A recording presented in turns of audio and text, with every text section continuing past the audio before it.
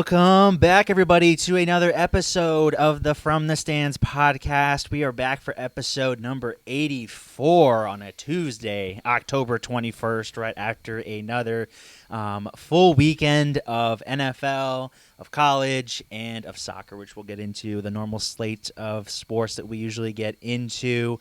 But yeah, without further ado, I'm here with my good buddy Stallone for another episode.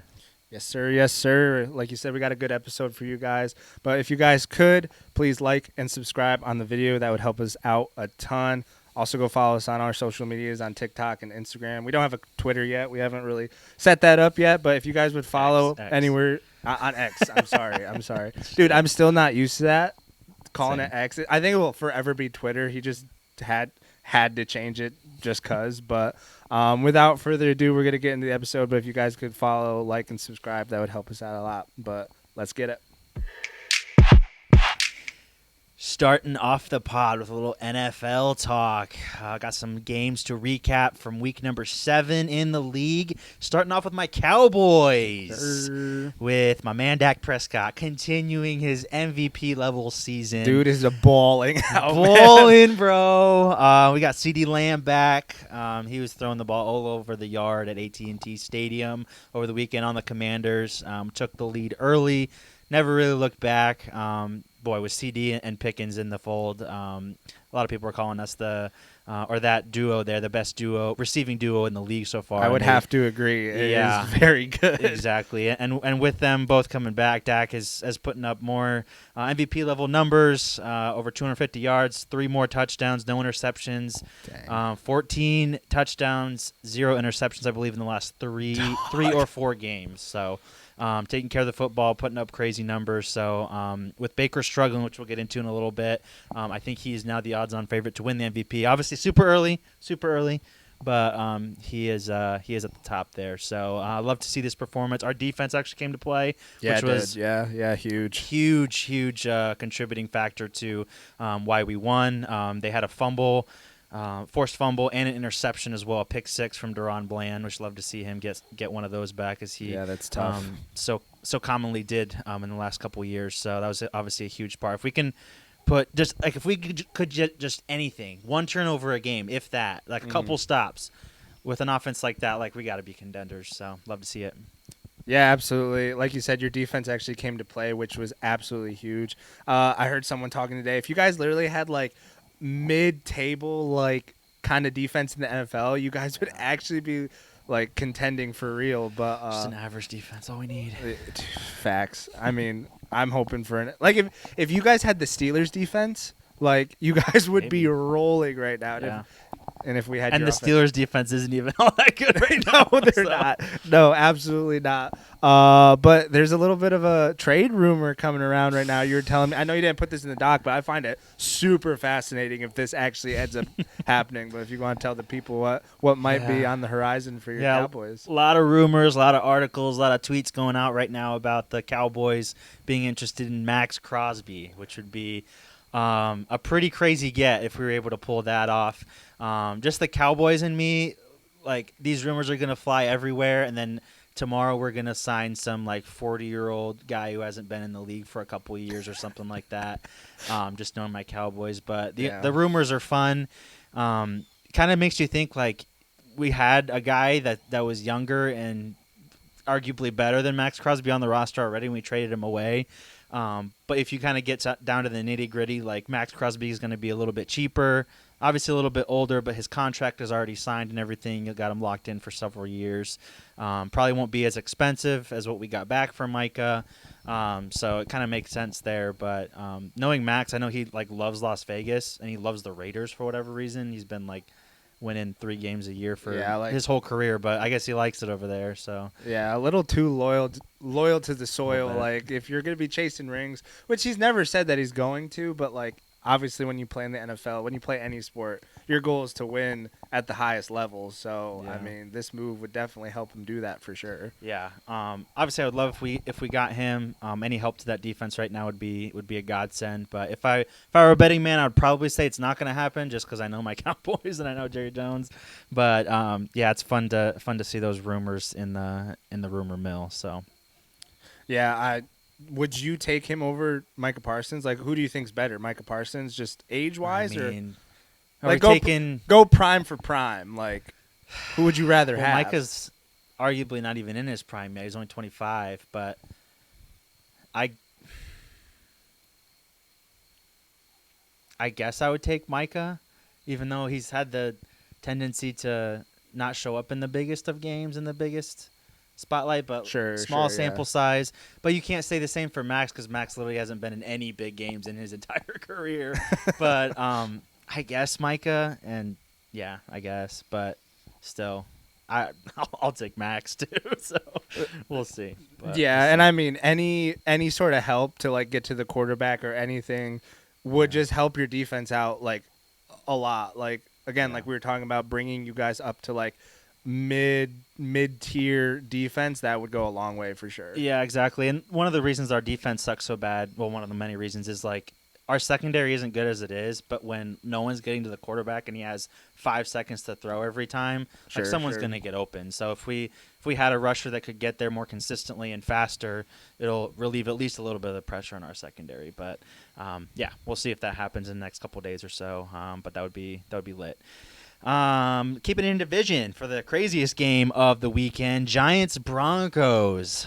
Giants on a little bit of a resurgence here, won a couple games in a row. Jackson Dart and the crew looking really, really solid in the last couple weeks and in this game for really 3/4 of the game until the fourth quarter, up big on the Broncos going into the fourth, but really crumbling here in the fourth quarter as the Broncos score all 33 of their points in the fourth quarter. That's just crazy. So generational collapse here by the Giants.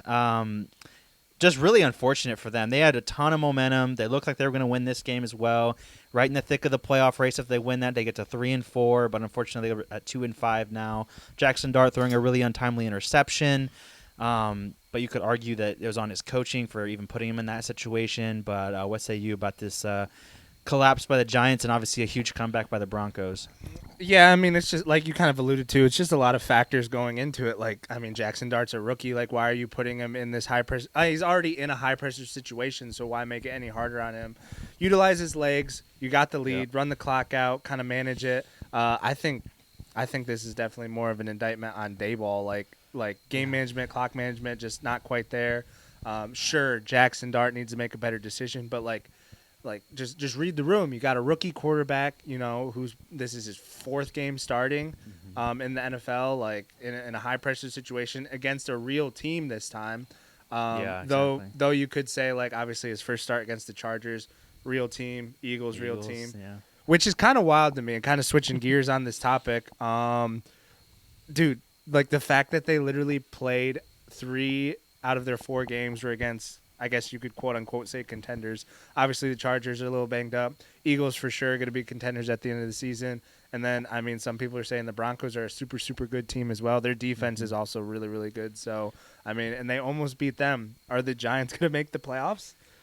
It's going to be tough from here. Like I said, 2-5 really puts you behind the 8 ball for sure. It really does, yeah.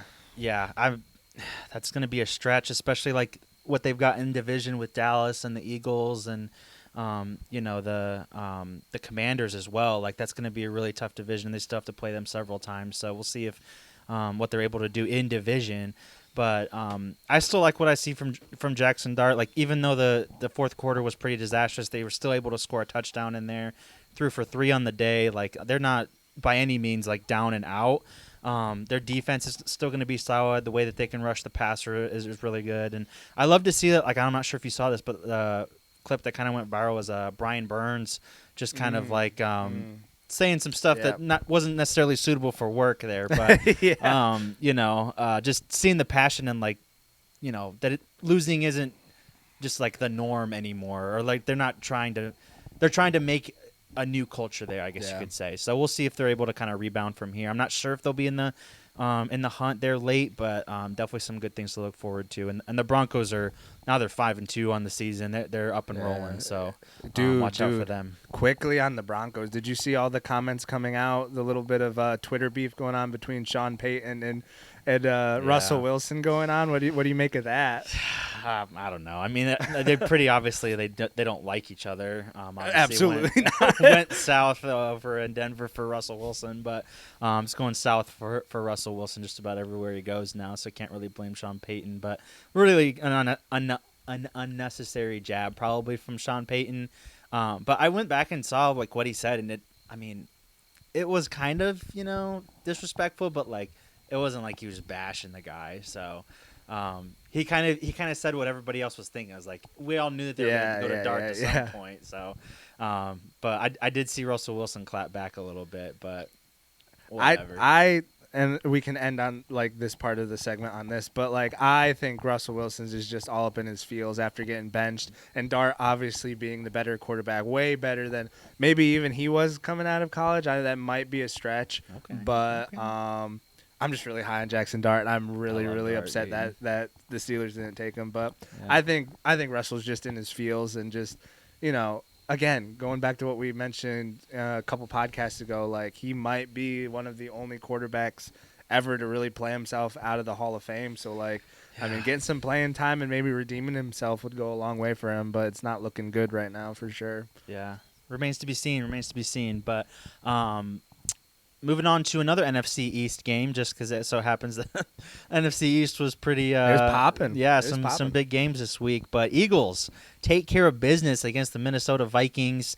Jalen Hurts just throwing it all over the place in this one. Have had over 300 yards, over 3 touchdowns. So he's really letting it rip. Devontae Smith almost 200 yards. A.J. Brown a couple tutties. So they're kind of just getting back to that old Philly way of playing, just really not really caring what the outside noise is saying and just playing their ball, which they probably should have been doing from the from the beginning, but still struggle to run the ball. Saquon under 50 yards, over almost 20 carries, so he hasn't had a game yet where he's hit 100 yards this season, so a little bit of a step back. But Minnesota's defense is pretty good. Brian Flores is a good coordinator, so maybe that was their game plan going in. But Minnesota Vikings keeping it a little bit close here towards the end, but ultimately don't have enough to get them over the line. Yeah, it really sucks that Saquon isn't doing well. I took him really early in one of our fantasy drafts. Fine with me. I actually I just benched him this week. Benched him. I had to, man. I mean, Judkins is outperforming him week in and week out, and so I was like, I gotta put Judkins in. It's just the numbers. I mean, he might pop. He's a solid running back to have on the bench. So I'll keep him there, nice and cozy for now. Yeah, I'm sure a lot of fantasy managers are not thrilled with Saquon right now and trying to get him on the trade block. I was thinking about making some trades, but I couldn't find anything I really need or wanted right now. But kind of going back to the game, yeah, the Eagles again. The pendulum swings like. Everyone's talking about consistent. Everybody's talking about like Hurts can't throw the ball. He's scared to throw the ball. Offensive coordinator doesn't want to throw the ball. This, that, and the other. So what do? They come out. They throw the ball.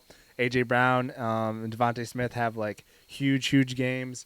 Speaking of fantasy, I think Devontae Smith had close to like 40 points or something like that. Yeah. Crazy numbers. So the pendulum just swings. I mean, what are they going to talk about this week? How Saquon hasn't run the ball, and now he's going to have like almost 200 yards this coming week. I don't know. It's gonna be interesting to see how it swings back in the coming weeks for sure. Yeah, the issues don't go away for the Eagles. I don't think. The Vikings are a solid team. Wouldn't say that they're a great team. Good win against a team like them, but bigger tests are coming for them. They do get Brandon Graham back. I don't know if you saw this. Yeah, that's wild. Out of retirement. So. Probably won't mean a lot for what he does on the field, but just a huge locker room guy. And I think that's kind of what the Eagles need with all this drama that's going on early on in the season with AJ and Devontae and Hurts and all this stuff. Like they just need an adult that's going to come in there and like just whip those boys into shape and just kind of remind them and keep the main thing. And coming from a guy that's won a couple Super Bowls himself, like just going in there and being able to get the locker room back and going, maybe what the Eagles need. So, but moving on to a couple other games that we'll just touch on here really briefly. Just some dominant wins by some of these teams here. LA Rams putting up huge numbers against the Jags. Stafford having 5 touchdowns on the day, which you were talking about fantasy. It was very good for my fantasy. But Yes, sir. Jags just never really got started over there in England. Trevor Lawrence and the Jags have actually played in England the most out of any team. Yeah. They play over there just about every year. They might as well move a team there. But yeah, Rams just took the lead early. Never really looked back with a legacy game here for Stafford. Yeah, huge game for Stafford. I mean, he was absolutely balling out. No Puka Nakua, which, some would say that would hurt their team. Did not look like it hurt their team at all. They kind of just, I mean, the fact that they traveled overseas, got in on Saturday, played on Sunday, and just looked this good, kind of like what you're alluding to. I mean, the Jags have been over there the most out of any team, so if anybody should feel comfortable, should be them. Did not look like it. Was not the case. Dude, Matty Stafford's so good. Devontae Adams, bro, he still got it, man. He had 3 touchdowns, right?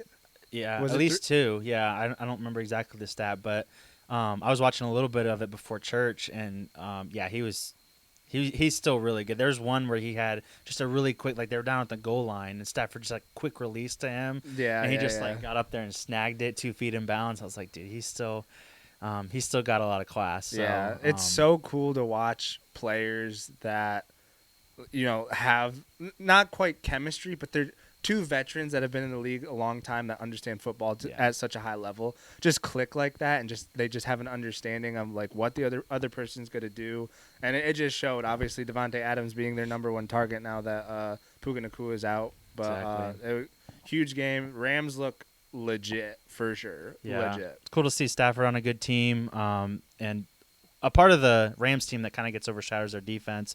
Obviously, with the loaded offense with Kyron and Stafford and Devontae and Puka and all those boys, their front line is one of the best in the league. Just a young core, obviously, led by Jared Verse. There's another rookie right now, or maybe a guy in his second year that I'm blanking on his name right now, but he's really solid on the D line. So one of the more underrated position groups, I think, in the whole NFC. But one team that is not necessarily underrated is the Chiefs.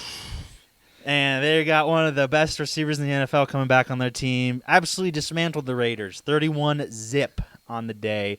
Patty Mahomes sitting the entire fourth quarter and them taking knees before the 2-minute warning. Oh, my God. The entire fourth quarter. Gardner Minshew was just in there handing the ball off. Andy Reid playing it really classy and just doing everything he can to not run the score up. On Pete Carroll, he must have a lot of respect for him. But they were kneeling it before the 2-minute warning, which I don't think I've ever seen before. So a couple touchdowns for Rasheed. I think Hollywood Brown added another one in there. They were able to run the ball. Raiders, not great, obviously. Not a great team this year. No. A little bit obviously the Raiders, but we expect them to be a little bit better this season. But at least in this game, Chiefs were no match. So yeah, I really thought the Raiders were gonna do better this season, especially getting Pete Carroll, obviously getting that high draft pick with Ashton Genty. Geno Smith definitely would be, in my opinion, and again, this is why I'm not a GM. This is why I don't do anything with football. But I would have bet money that he would have been better than Derek Carr. Obviously, it hasn't really panned out. He might be the equivalent to Derek Carr, maybe a little bit more athletic, obviously younger, but obviously that didn't come to fruition. But the Chiefs' offense is just on a whole nother level, especially after getting Rashee Rice. Didn't he had a touchdown on the day too? Yeah, 2 touchdowns. 2 touchdowns on the day. Really helped my fantasy out, but obviously it's subtle jabs to fantasy the whole time. I know. Dude, I think you said it on a podcast before, but this is the first season that I'm actually doing really well. So obviously I gotta puff myself up a little bit, but yeah, obviously a well-oiled machine, and then just getting a weapon like Rashee Rice to add to that, it's scary hours in the NFL for sure. Scary hours. Absolutely, and this is exactly the reason why when everybody was down on them, I was like, just wait, bro. I mean, they're the favorite now in the AFC again, the betting favorite in the AFC. Now that they've got all their offensive weapons back, have to be. I mean, bro, they go 4 and 5 deep on the receivers. They still have Kelsey as a tight end. Their run game looks solid. They still have Spags. Their defense, their defense is just still so good. It's just insane. They've got that rookie running back now that's catching balls out of the back. Every time he touches the ball, something good happens. So it's ridiculous. Yeah. And you thought at the beginning of the season that their their like biggest weakness was going to be their run game, and that starts picking up. It's like, oh, Pacheco's actually coming back in. Kareem Hunt's playing really well now, and it's just like, I mean, that's the weapons they have down the field.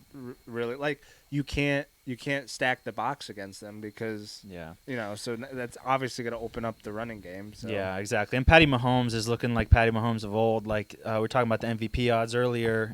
He's now second behind Dak after this week. So he's taking care of the ball obviously really well, throwing it all over the place. 3 touchdowns on the day as well is going to go a long way for him. So we'll see if he wins another MVP after this year. But if Dak has anything to say about it, he'll be in the race too. So another team that we haven't talked about much, but has done very, very well in this young season. Ayo. Indianapolis Colts, led by Indiana Jones, Jonathan Taylor. Taylor really solidifying him as a top 5 back in the league. They get another dub against a Chargers team that's really just struggling right now. First couple games looked really good for them, but they've had a couple injuries they've had to work through and everything. But the Colts have kind of solidified themselves as a team to beat in the AFC.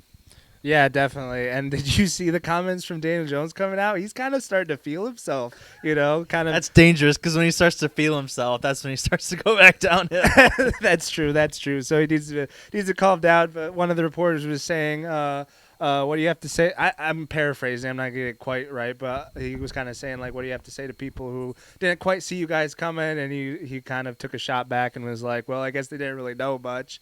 There you go. Okay, Danny. But then obviously took the higher road and said, the politically correct thing, and was just like, we all believe we got guys in here. We got good players, which they do. Mm-hmm. They got good coaches, which they do. And, I would hop on the bus and say they're a really, really good team. We were kind of talking off pod really quickly about how, we're not ready to bet the farm on them or anything, but they're definitely a playoff team, definitely someone you could see going to the conference championship game and finding a way into the Super Bowl. Now, winning it, I'm still going to have to give the edge to the Chiefs because, Chiefs are the Chiefs, and they're just looking really, really good all around, obviously. So Yeah, definitely. And, they've gotten to the point where they deserve our respect at this point. But, if you look at the teams that they have beaten, the Chargers are supposed to be good at the beginning of the season. Are they now? Remains to be seen maybe what they do in the second half of the season. They beat them, but the other teams that they've beaten haven't been great, like Dolphins, Titans, Raiders, Cardinals. Like, that's not necessarily the cream of the crop in the NFL. But like I said, you can't disrespect what they've done so far. They're sitting at 6-1, the best record in the league right now, and the weapons they've got, Pittman at receiver, Taylor, like I said, top 5 back, who's putting up insane numbers, leading. Mm-hmm. I think he's leading the league in rushing right now. Tons of touchdowns. Danny Dimes slinging the pill. So their defense is pretty solid as well. So in the playoffs though, I don't know. There's still going to be a lot of teams that they have pedigree and a lot of championship experience, and they're in the conference with the Chiefs. So, and the Bills are still. Yeah. I'm still a believer in the Bills. I know people are down on them right now, but Josh Allen's. I think he makes up for a lot of things. So. Hey, but Danny Dimes has won a playoff game, so he's got playoff experience. Like, let's not sleep on that. But he does. Obviously, that was like with the Giants, and things were a little favorable there, but. And they play the Titans this week, so they'll probably win that one again. But then they have 3 straight games that are really going to show us what the Colts are made of. They have Steelers, Falcons, and then Chiefs. So and 2 of those against the Steelers and Chiefs are going to be away games. So we're going to see. The Steelers are a good team. Is that what I'm hearing? I think they are. Oh, sitting right at the top of the division at 4-2. I've always said they're a good team. How is this even a debate? I just needed to hear it out of your mouth real quick. I just need to hear. In the last month, I've been more of a believer in the Steelers than you have. So I was gonna say, I think I said it. I need to hear it from you because I'm having a hard time believing. Yeah. So. Yeah, but no, those 3 games are really gonna show us if the Colts are what they what they've proven to be through 7 games of the season. But last game we'll touch on here. Lions-Bucks. This was supposed to be a really good game. Turned out not to be that great of a game just because Bucks never really showed up. Mike Evans wasn't able to impose himself early, got hurt, likely out for the rest of the season now with a broken collarbone. or is he is out for the rest of the season with a broken collarbone. Really unfortunate for Baker and company. They were hoping to get some of their guys back and healthy, especially in a much-needed receiver room. But unfortunately, Baker didn't even look himself really in this game. I think I texted you, but I mean he was overthrowing guys left and right. He was leading them too much, like a lot of errant throws. So not going to be too good on the MVP odds for him, unfortunately. Yeah, no, I was on record last week kind of singing the praises of Baker Mayfield. And regardless of if he wins MVP or whatever, just the fact that he's a franchise quarterback, week in and week out starter, and just where he came from like a walk-on at Texas Tech to Oklahoma, Heisman, first-round pick, kind of dejected around the league, and now to where he's at now. I think it's just going to be a great story when it's all said and done. An MVP would obviously, and a Super Bowl would obviously be just icing on the cake of a cool, I guess, character arc, you would say. But yeah, no, just did not look like himself. He looked like he was like dealing with some like back tightness or whatever. Sometimes people do that just to make it, like, you know, you've done that before. Like you sail a throw or something and you're just like, you know, the arm's a little shaky or whatever. So you're just kind of like, you know, whatever. But relate to that more in soccer when you know you miss a shot from outside the box and you look at the ground like, oh, this turf. Exactly. Yeah, we've all been there for sure. But the one takeaway I took away was, like, even though Baker was not playing well, their defense was actually keeping them in that game. Like, for the longest time, like there were multiple 3-and-outs that they had the line, like they took the Lions off the field, and Baker just could not capitalize. So, like, obviously they're hurt. They need to get some weapons back. Mike Evans going out is really hurt. But Tez Johnson is looking really, really, really good. Might pick him up on waivers. Hint, hint. But looking really, really, really good. Baker just had a rough night. I don't think it's a time to, you know, put up the warning signs, panic, but I think it's just a bad game. Yeah, no, I totally agree with that. That's the biggest thing I took out of the game too. Like the Bucks, like the defense just kept rising up and stopping them and creating turnovers of their own, intercepting Goff. I think they forced a fumble in there too. And like you said, 3-and-outs, but ultimately the offense couldn't capitalize, and they were turning the ball over a whole lot as well. So really unfortunate there. Lions team that's really good, especially on offense, like stopping Jahmyr Gibbs and Montgomery, and obviously their core of receivers is really solid as well. But good stuff from the Bucks, but unfortunately the offense not able to capitalize. And I don't think it's you know, the warnings or panic meter shouldn't be that high for the Bucks yet. No. They're still sitting at 5-2, top of that division. They got Ibuka back. He's been having a great year so far. He's in the conversation for Offensive Rookie of the Year. The tight end is really solid. You know, we'll see what other guys emerge. Tez Johnson, I think, could be, you know, a big contributor for them going forward. So we'll see if Baker is able to rally the crew next week. Yeah, definitely. And I'm still rooting for Baker. I really like this team. I think they really, like, if they get healthy and can put things together, they're definitely going to be there at the end of the season. Definitely not a team that you want to see in the playoffs if you're a team that I guess you would say is ranked higher than them, but definitely a scary team to play for sure. And their division is weak. Like Carolina and New Orleans probably aren't going anywhere. Atlanta's the biggest threat, and they're already 2 games behind. So definitely got the upper leg in that one. Yeah, definitely. Rounding this off, we wanted to touch on a little fantasy. Like I said, I've been doing really well, which is surprising. Doesn't usually happen. Usually by this time in the season, I'm ready to call it quits and just throw in the towel, and I'm threatening not to play the next season. But here I am again for, what is this? How long have I been doing it? 4 years, 5 years, something like that? I don't know. It's been a while, but we're just going to kind of take a look at our fantasies, kind of give you a quick rundown, and then we'll move on to a little college football. But Sammy boy, let us know how you're doing. I think you're first in our touchdowns only league right now. I am in the boys league. I'm number 1. Tiebreaker being that I've scored by far the most points in the league, so that's a pretty good feeling. Your team is just so stacked. It is so stacked. But run us down your starting lineup, and then like the top 2 on your bench or whatever. Okay. Matty Stafford, Jonathan Taylor, Javonte Williams, who's been a huge pickup, Xavier Worthy, Lad McConkey, George Kittle, James Cook, Brandon Aubrey, Ibuka. I have Goff, DeAndre Swift, Jamison Williams, and then Puka Nacua, who's now out as well. But I will say, it was good that I was stacked because I had Ibuka was injuries, out, yeah. Puka Nacua was out, and then James Cook was on a bye. So I kind of had to shuffle around a little bit. Still was able to put out a pretty good roster last week and was able to beat up on Little T pretty good. But yeah, I actually went 4-0 across all my leagues this week. Dang, so that's it was a awesome. pretty That's good week awesome. for me. But yeah, big time contributors in my my matchup this week was able to get me across the line. Matthew Stafford, 5 touchdowns. That helps a lot. Jonathan Taylor, 34-plus points. DeAndre Swift, 20-plus points. George Kittle, 0. Really? An egg. Wow. But, yeah, I was still able to get a pretty good contribution from everyone else. And I got James Cook coming back off a bye. So Nice. we'll be good going forward. Yeah, for sure. I'm Got to actually. get a QB, though.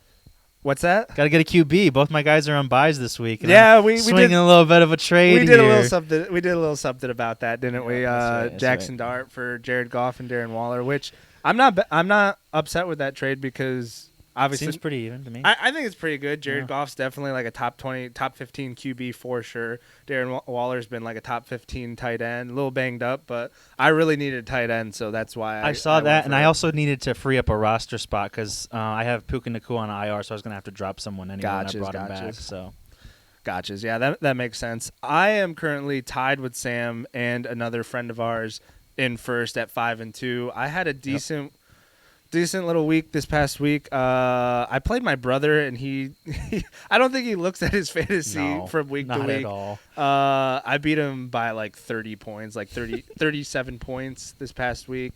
I got some good contributions from everybody. Obviously, Rashee Rice coming back, that was huge for me. Daniel Jones has scored like 20 points in the last like six out of the last 7 games, which is huge. Judkins is my biggest pickup on waiver wires. He's like he scores like 18, 20 points every week.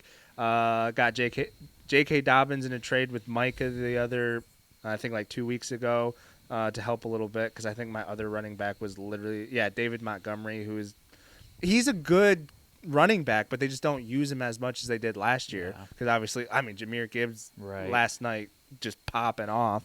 Obviously, George Pickens is having a great season. Jordan Aston coming back from his suspensions, playing really well. He's averaged like 15 points the last 3 weeks.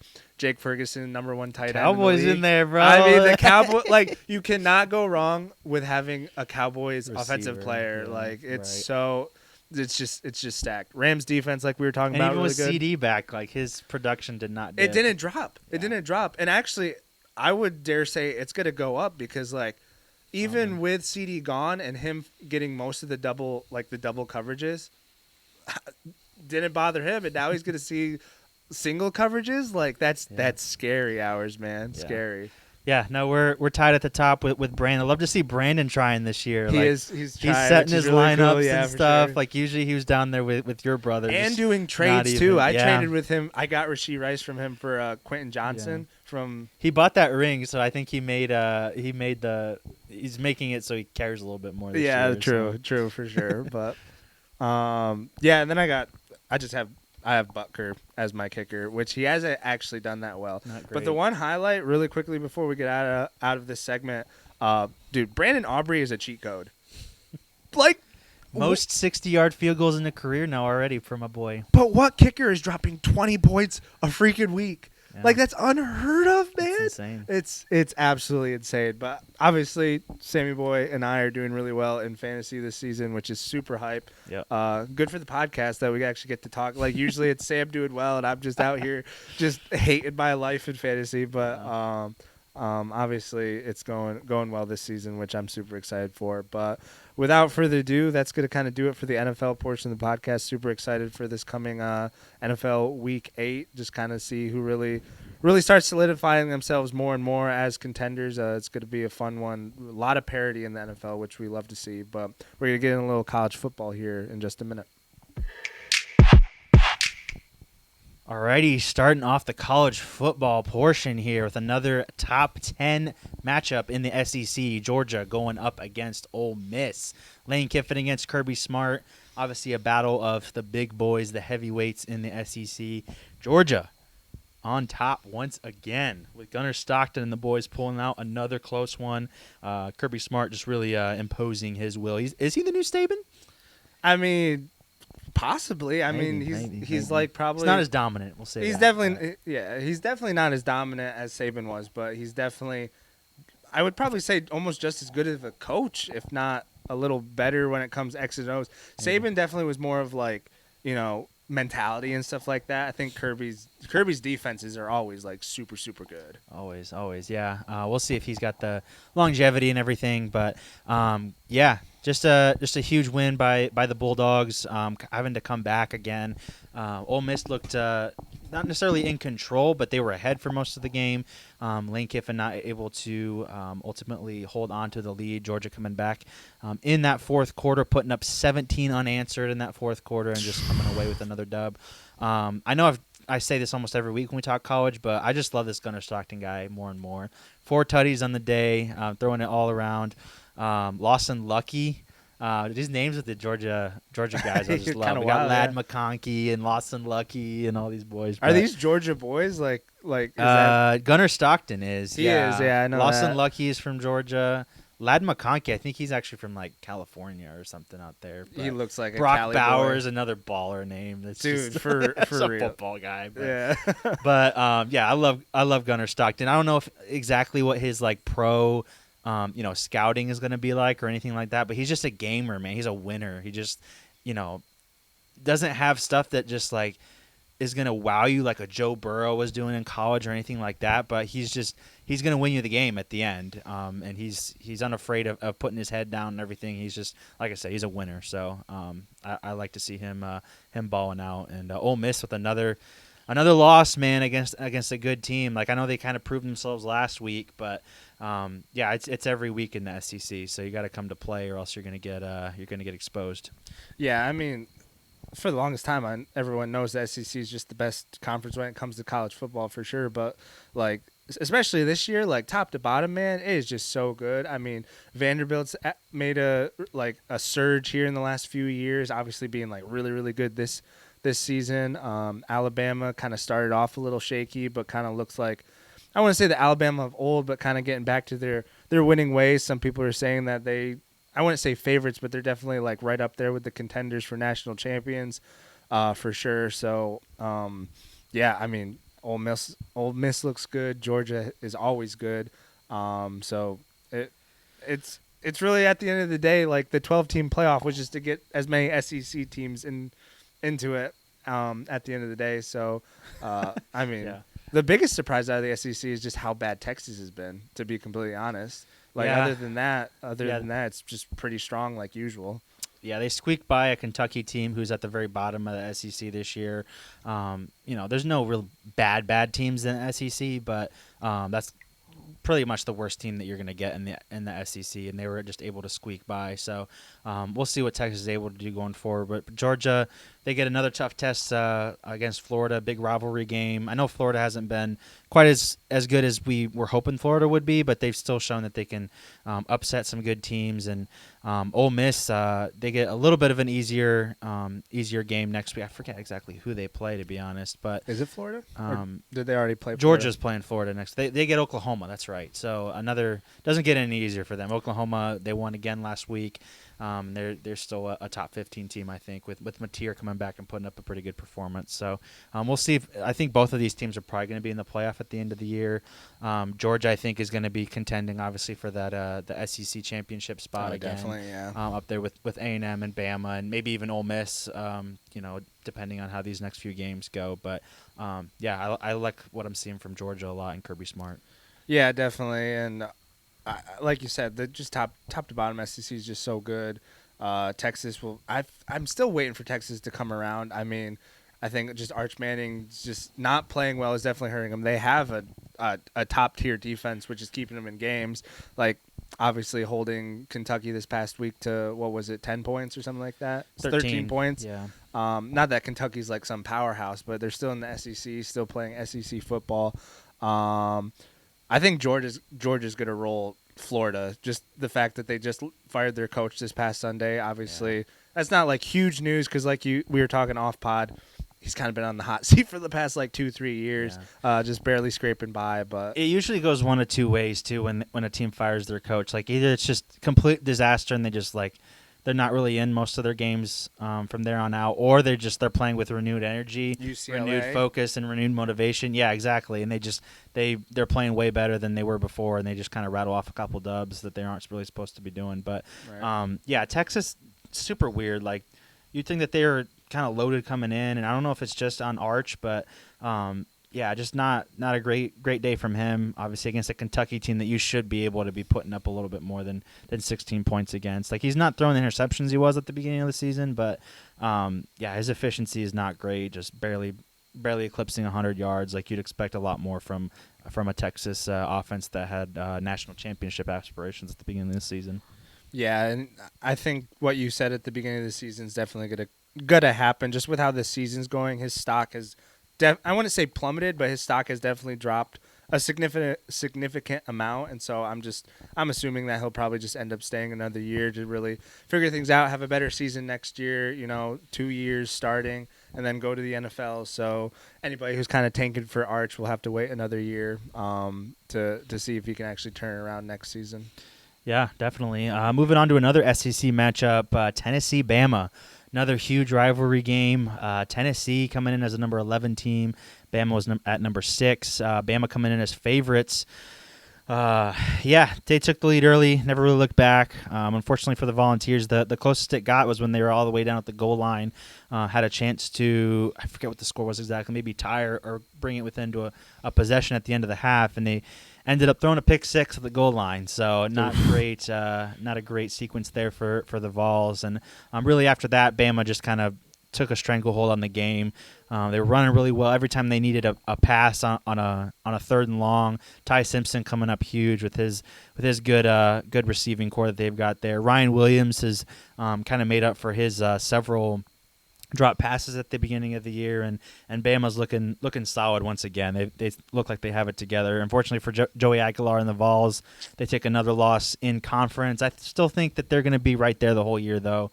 They've got a lot of good players, and I think the quarterback is good still, but little bit of a step back here. Yeah, definitely. I mean, Alabama's just coming to their own for sure. Their defense is playing really well. Ty Simpson's right up there for Heisman, if not the favorite for Heisman. But Joey Aguilar had himself a day. Still 268 yards in the game. Decent QBR. I guess the QBR could be better, obviously, with that interception. But I mean, just a good SEC game. I mean, Tennessee came in being I think they were ranked the number 1 offense, scoring offense in the country, actually, and Alabama's defense really coming into their own. They're playing more physical, flying around. They look really fast, which is, I mean, they just look like kind of an Alabama defense of old for sure. But great win for Alabama. I think Kalen DeBoer is really getting his message across. I think some of his coaching is starting to actually show through, which is the biggest thing. I think the players are really starting to buy in. Like obviously, when you get rid of a legendary coach like that, just some of the recruits, some of the players that are there, just kind of like the lingering aura from the past years kind of like lingers on. And when you come in, you kind of I don't know, you probably don't know what to expect because you go from Saban, you go to DeBoer, and you're just like, how is this guy going to make us better? And then you see that he's still a pretty good coach. He's won everywhere he's been. Obviously took Washington to that national championship game before he exited and went to Alabama. So Alabama's looking like a wagon once again in the SEC. So scary hours for everybody, I guess. Yeah, unfortunately. I was really loving those couple years, man, when Bama was Don't you always love it when they get dropped to their knees like any good team? Like, watch it's I'm sorry, Peter. Back up. I'm sorry, Peter, but it low-key sickens me that you guys have found like a really good quarterback and you guys are looking good again. Like, just the humbling of a giant is always so much fun to watch, and then it just sucks when they rise back up. Yeah. We'll see how that goes, but yeah, Bama definitely looks like they're going to be back in it. So yeah, we'll see if they're able to put together another national championship winning season. One team that probably will not be hosting the national championship at the end of the season is LSU. We're gonna go just straight all 3 SEC games this week because that's all there really was to report on. Week. Yeah.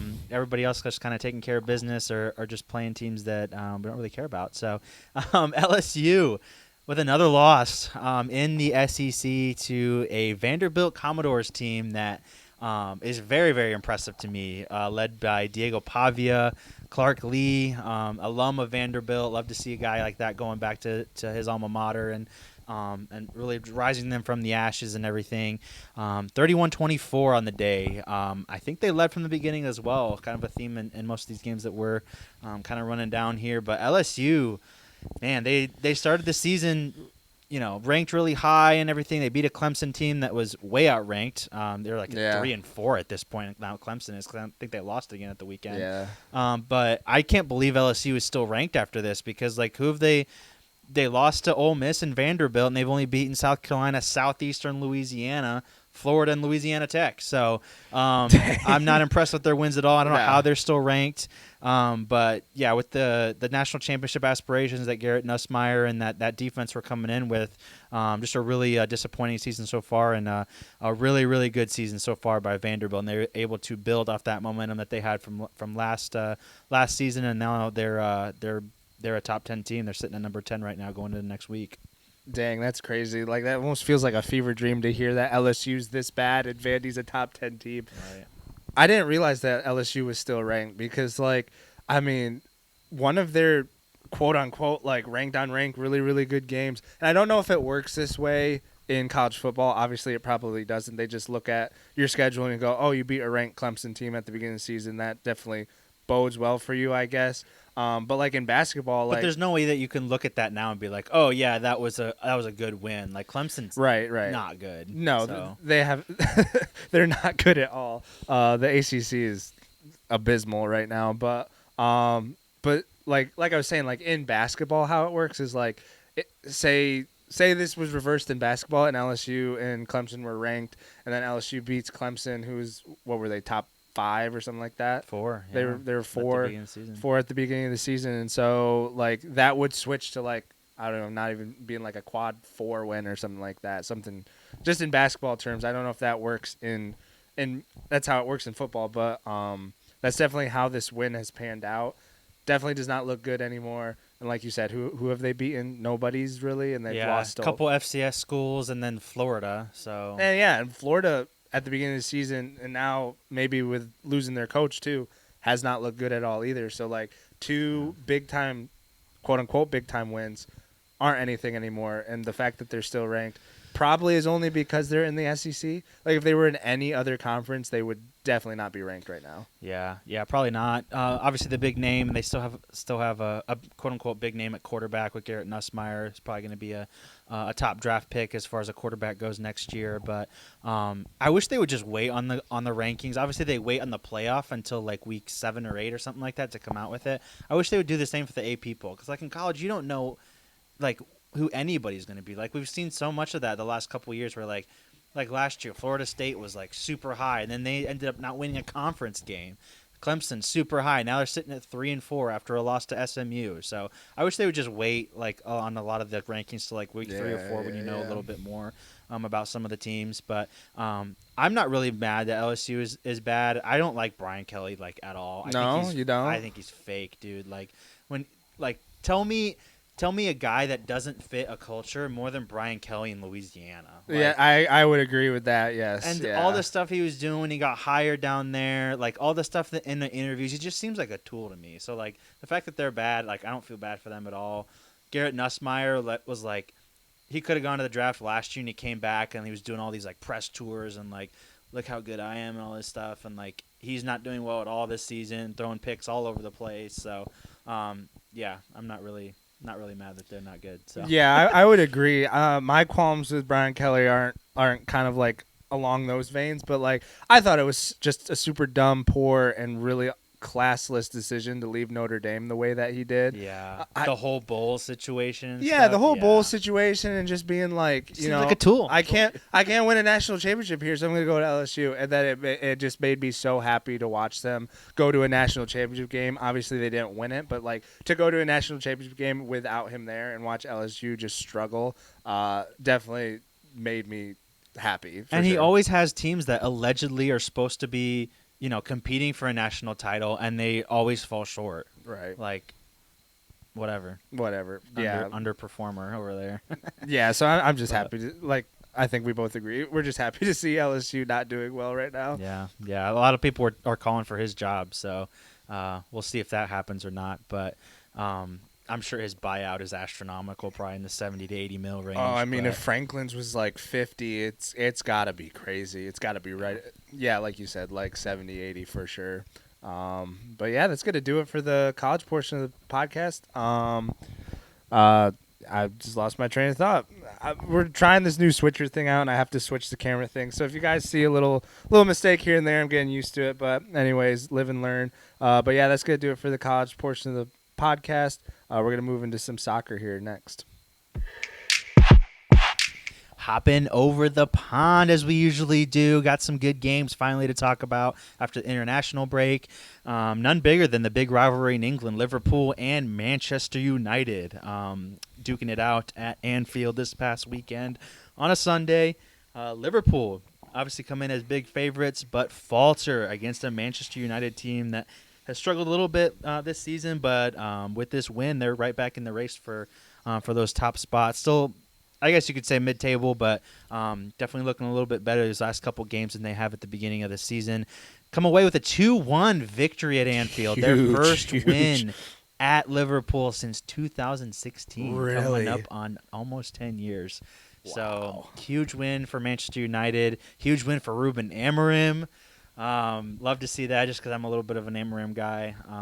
Like to see. Yeah, you've always liked him. You always liked him, believed in him. Yeah. They've doubled down on him in the last couple weeks, saying that he's going to get 3 years no matter what. Which Great, they need love to. to see. Like I just like even if it wasn't a guy that I liked, like a guy that's had ups and downs, like seeing the board and everybody like be like, we're gonna give you time is something you're not seeing very much in today's day and age. Do you think they're learning from their mistakes because they kind of moved off some guys really fast? I think the longest one they had was Ten Hag. He just wasn't a great coach in general. I think he was kind of like in over his head. Yeah, he was trash. But do you think they're kind of like learning, like, we got to stick with this guy? And Aaron's shown that he's like bringing some good things to the club for sure. Yeah, a little bit, and there's also new ownership there as well. So they're probably looking and seeing what they can do differently as well. So that may just be, how their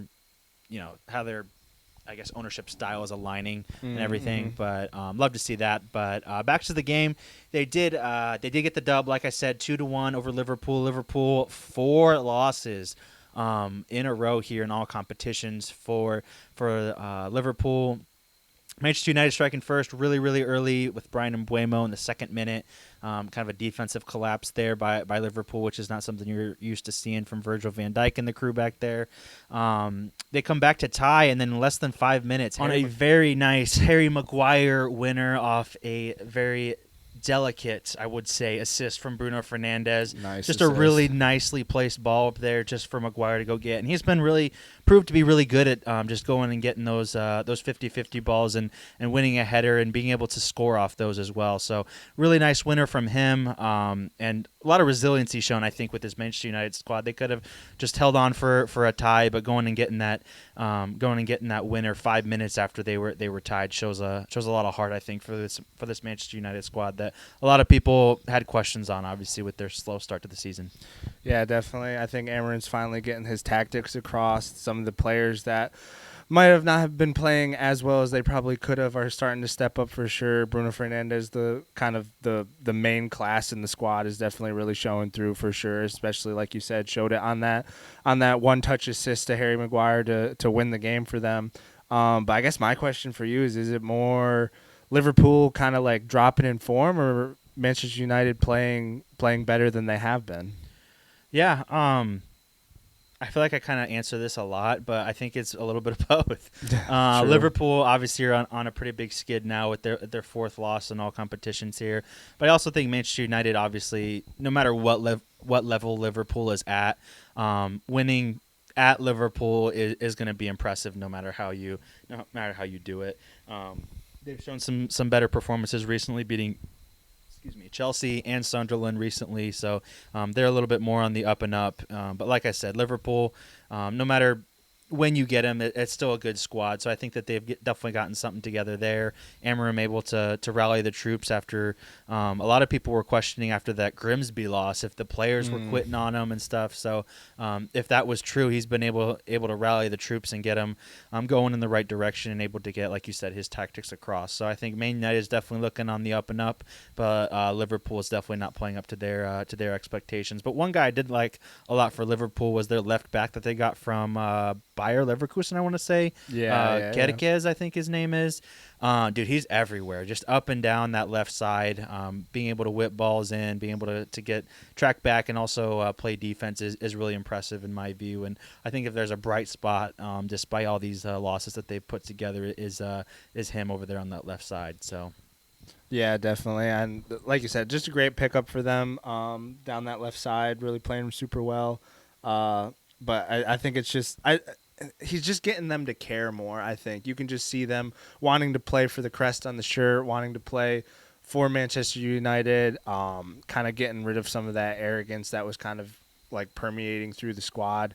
Not being bigger than the club, not being bigger than the manager. He's kind of just solidified that he is the voice in the locker room that's going to get it done for them. So good on Amarin. Like we were talking about, I really, really hope that they stick with him and he's able to implement more and more what he wants to do with the club. Yeah, for sure. And Kedekes was actually from Bournemouth. He wasn't from Bayer. I know that they got two players from Bayer, so I had them mixed up there. But speaking of a guy that's going to want to implement his tactics here pretty quickly is Sean Dyche.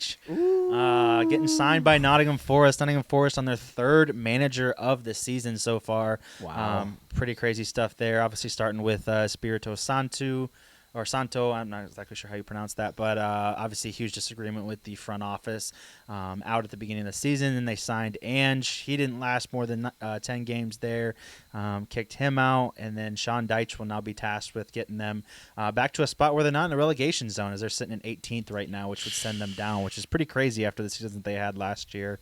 But you see Sean Dyche getting them back in contention here for a little bit more, pulling them up the table, or you think it's a little bit too late here to pull him back up? I mean, we were kind of talking off pod. He's kind of like the manager that you call in to help keep them in the Premier League. He did it with Everton.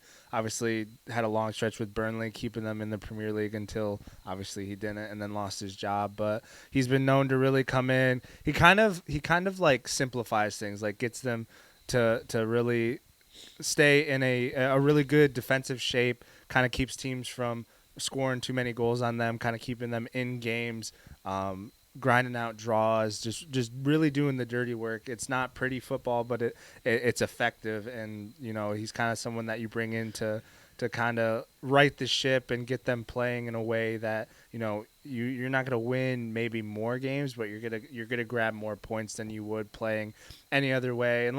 And he was a good hire, but he played too open, especially with the players that you have. Like, if it wasn't working at Tottenham, it's not going to quite work at Nottingham either. So, it was a little bit of a weird hire. I was happy to see him back in a coaching position in the Prem, but probably at the end of the day wasn't the right guy. They were just trying to move off of the former manager really fast, because I know there were some things said that, didn't rubbed management the wrong way for sure. But it'll be interesting to see if Dyche can keep them up. Got a tall task in front of him. Yeah, definitely, and he's definitely becoming a little bit more of a, a survival specialist. There's a couple of those guys around. Like, I don't know if you remember Sam Allardyce. He would always get hired by some struggling club trying to keep him up. But yeah, a little bit of a feel-good story here as well. Obviously, he was with Burnley and Everton. Burnley for a long time, able to make them a little bit more relevant than they've been in the past. But a little bit of a feel-good story just because he actually spent his youth career at Nottingham Forest and made a couple senior appearances for them as well. So a little bit of a boyhood club return, if you will, there. So got to be rooting for that just a little bit going forward. And I like Forest as a team. I hope they're able to, the season's still young. It's still super early. Like, he can still pull them back up and maybe have them challenging for maybe even European spots, but they'd probably be happy with just a mid-table finish after this struggling start to the season. But moving over to La Liga now, not for any games per se. Madrid and Barca are really just taking care of business at the weekend, but for a game that we've touched on in the past, there was a lot of talk about a game between Barcelona and Villarreal going to Miami, being played there, one of the domestic games.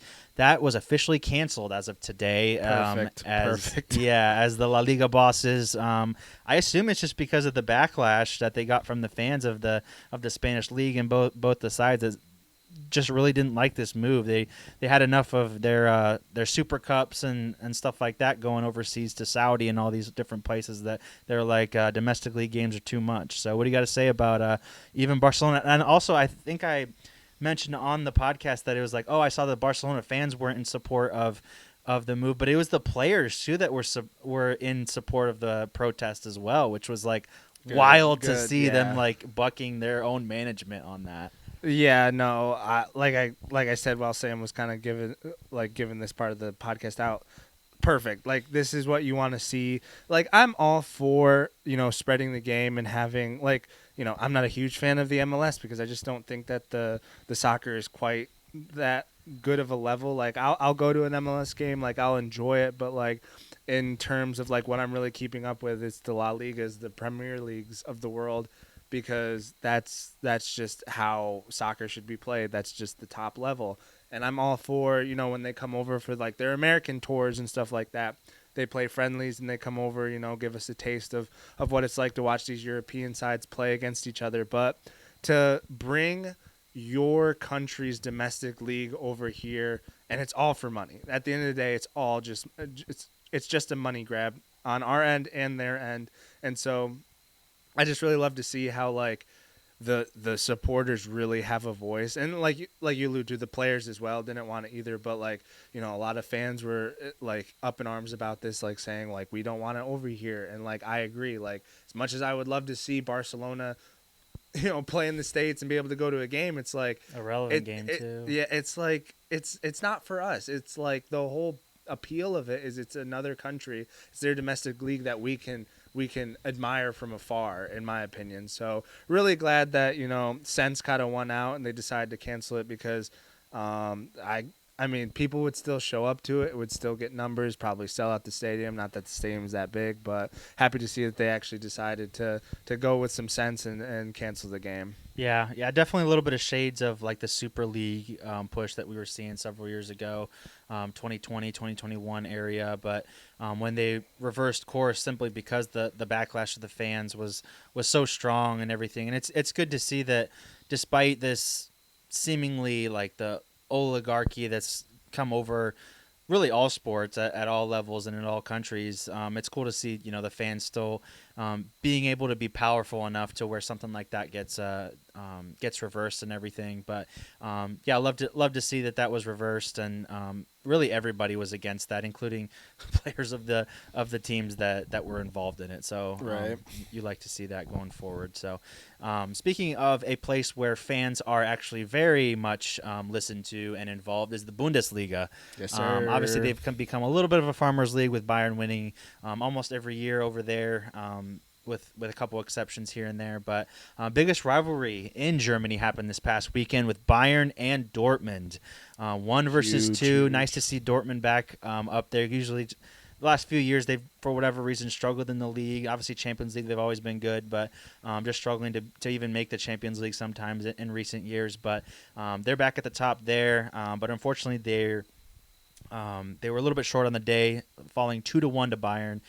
Another goal by Harry Kane, who has 12 goals in 7 games so far for them. They go up 2-0. Julian Brandt with a late goal in the 84th minute, but too little, too late for Dortmund and the boys over there. And Bayern just they're running away with it probably this year as well. 7 wins from 7 games, 27 goals scored, 4 conceded, and they already have a 5-point advantage at the top of the table. So early days, and I know they've struggled as of late, but they're back on their wagon over there in Germany. Yeah, I mean, it's just kind of the same old story every year. The past couple of years, Dortmund really hasn't been up to snuff in the Bundesliga as they usually are. But it's just same old Bayern. They get the best players. I wouldn't necessarily say they have the best coach. They're just so good and so filled with talent. I could manage that Bayern team. Exactly, yeah. Like you and I could be on the sideline saying next to nothing. And just past Harry Kane, you'll be fine. Exactly. When you have a world-class striker who's just balling out every week. It's not too hard to get wins, but it is good to see Dortmund actually being competitive though. Like in past years, like the past couple of years, this would have been like 4-0, 4-1 or something like that. So good to see them competitive, right up there, adding to the title race. Really good to see just all the leagues really having a lot of parity this season. I know last season the Prem was kind of done and dusted by Liverpool. Bundesliga was done and dusted by Bayern in a typical fashion, but more than usual just because Dortmund wasn't really in the race till the end of the season. So just good to see a lot of parity going on, especially like in Serie A as well. So really really cool to see this season. Yeah, for sure. I mean, Serie A is super tight. I think the top five are separated by no more than 3 or 4 points. But yeah, I would love to see Dortmund getting back to a point where they're able to compete with Bayern in the league. Just to get back to those early 2010s days where they won the league back to back and were constantly just pushing Bayern to the end. They haven't won the league in quite a while there, but have won several cups and things like that. But I'd love to see them get back up there and have the players to do it. They don't quite have the squad and the prospects that they've had in the past, but yeah, I would just like to see them get back up there. But moving on to the Champions League now. Had a couple good games over this past weekend. We're right in the middle of the Champions League week here, so we'll have more games tomorrow that we'll probably recap next week. But I guess I'll kind of eat my words as far as like really good games, but there's some big blowouts. Barcelona winning over Olympiacos 6-1, just absolute demolishing there. Manchester City taking care of Villarreal. Inter Milan winning against Union Saint-Gilloise. I think I'm saying that correctly. Sounds good to me.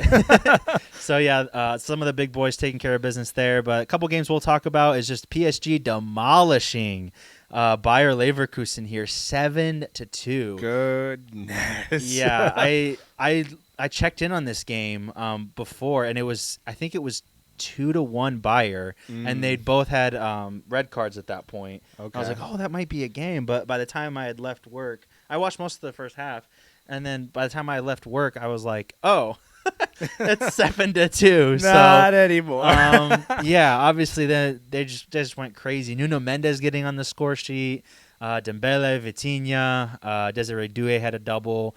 Kvaratskhelia getting on the score sheet as well. So just really all their top guys getting on the score sheet here in an absolutely dominating display against a Bayer Leverkusen squad that is not looking the same as the last couple of years now with the squad that they have after getting kind of poached from different clubs across the continent. Yeah, this is just a classic example of like we have more talent than you and we're going to decide to use it. Like, coming into the game like this, like you were saying, it's not the Bayer Leverkusen of the past like two years, obviously under Xabi Alonso. Ten Hag already getting fired off this year. Dude, he might just with the He did it already. Oh, he's gone? They got rid of him. Oh, I didn't even realize that. What the heck? Yeah, Holy cow, dude. Never should have left Ajax. Never should have left Ajax. But yeah, just a classic. Wow, cannot talk. Excuse me. Classic example of them just being so much better than Bayer.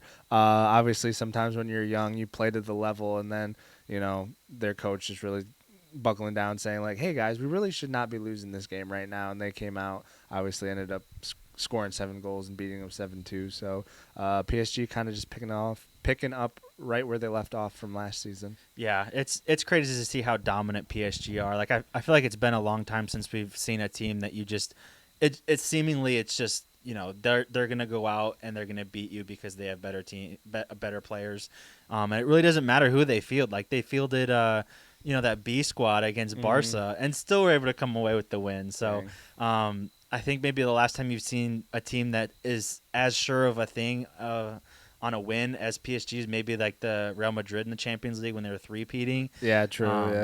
Maybe a team like that, but like you just know that they're gonna win, like no matter who they come up against, which is a pretty crazy feeling. And I'm gonna say this every single time we talk about PSG, but Nuno Mendes, bro, like what a player! So I'm not gonna say anything that I haven't already said, but I mean he's just incredible. Like if he keeps this up his whole career, he's gonna go down as maybe the best left back of all time. So there's just nothing that he can do on the football pitch, whether it be defense, offense, the crosses he whips in, the movement, the speed, the dribbling. Like it doesn't matter what kind of level the the right winger that he has on the right side, he's going to shut him down. So I'm going to keep saying that every time I talk about PSG because I like him so much. Absolutely. But moving on to the last game we'll touch on is just my Arsenal Gunners.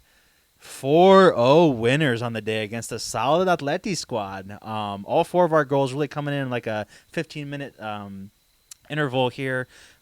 We had most of the chances. You kind of expect that, I guess, against a Simeone Atleti squad, just because they're going to pack the box until they concede one. But Gabriel getting one early, Martinelli scoring again, and then Gyökeres getting a double. I love to see that. I think he's been a little bit lack of goals in the Champions League, and as of recently in the league as well. But like to see him on the score sheet as well, and just kind of just grinding through the gears here. I would have loved to see Eze start on the left wing instead of Martinelli, despite him getting on the score sheet. Maybe us starting Marino, just because I think Martinelli's a little bit played out.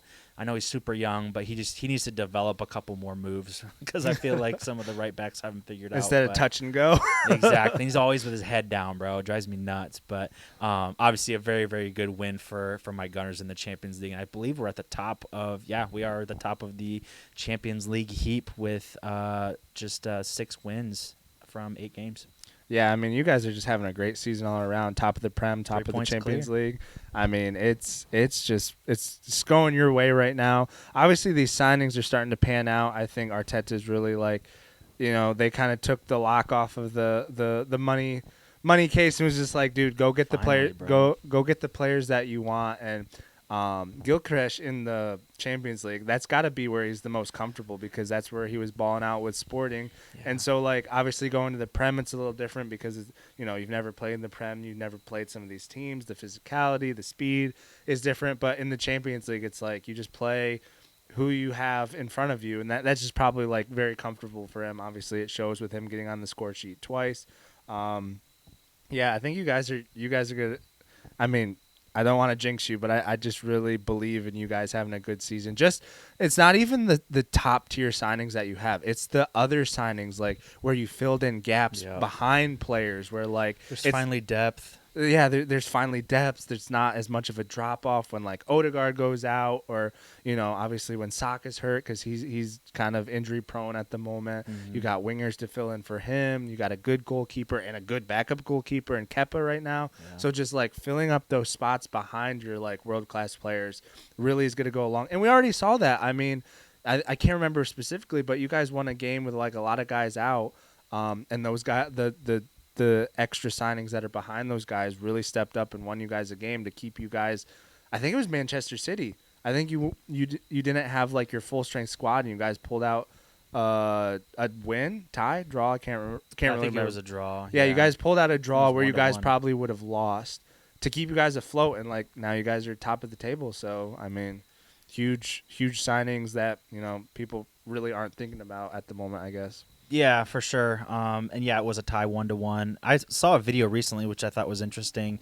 There's a couple of guys that had really no relation to Arsenal, but they asked the question does Arsenal have any world class players? And it was funny how they defined it because it's exactly how I defined it. When we were talking about Pulisic, it's how would you define world class?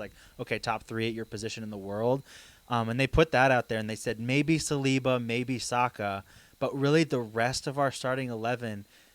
If they're not at world class, they're the rung below it. And I think that we have just really our top 11, you could say that about. If they're not world class, they're the rung below. And even a couple guys on our bench, Marino and some guys like that. Marino's not obviously the rung below, but extremely good guy to obviously we could start him, but usually coming off the bench. And then just the signings we've made with Eze and several other guys this past summer have really just bolstered that squad, and I couldn't agree more with that clip that I was talking about. So, yeah. Yeah, definitely. Again, I'm just huge. I'm not a supporter of you guys, but I really I would bet money on you guys at least pulling out at least the Prem because, I mean, Manchester City's not looking super, super strong. Liverpool is obviously taking a dip in form as well. Other than that, who's really going to push? Chelsea. I love Chelsea to death, but I don't see them doing much either. So, yeah, huge. Don't have the depth. Yeah, just don't have the depth, don't have the leaders, but you guys do. You have the leaders, you got the depth, you got a really good coach, and you guys are flying right now, which is huge if you're an Arsenal fan. Yeah, love it. Love it. Let's go Gunners. Let's go Gunners. But I believe that's a pod, Sammy. That is a pod. We appreciate you guys for hanging with us. And I will say this, even though Sam will probably laugh, but we did realize that basically all the video went somewhere on the internet somewhere. I don't know. It's kind of frustrating, a little bit of a gut punch because like you put all this time and effort to get together and, you know, put a pod down and then your video disappears. We do have the audio, so that will be up on YouTube in audio form and also on Spotify in audio form. So please go listen to that. The last 22 minutes will have video, but other than that, it's gone. Hopefully we can get it figured out. Allegedly. But when you're balling out of budget, I guess these things happen more times than not. But we would really appreciate you guys if you guys would subscribe and like the video or audio, I guess, at this point. Follow us on Spotify and Apple Podcasts. Rate us there. That would help push us out to more people. We appreciate you guys, and we'll catch you guys on the next one. Peace.